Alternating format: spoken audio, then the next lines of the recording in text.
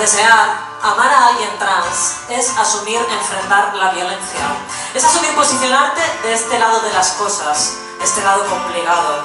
Es asumir placeres y dolores que no conocías. Es asumir que no tienes ni puta idea. Es asumir que tu propio género quedará expuesto, quedarás desnuda cuando os honréis y decidas desear. Que no sabes indicarle dónde está su baño, al que, puestos a elegir, el que más le pegaría es el de silla de ruedas. Soy eso que no sabe si habrá cumplido los 18 años, a que pides el DNI y nada de lo que pone ahí te cuadra, y además, al parecer, ya va para los 30.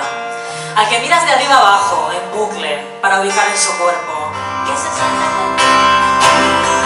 Dame una noche de asilo en tu regazo.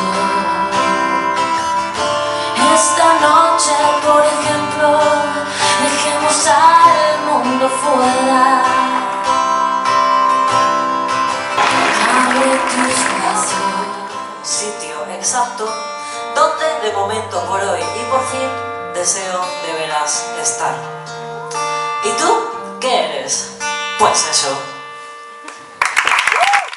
Gràcies per venir i res, ara continuem la festa aquí fora amb DJ Carmela Fest.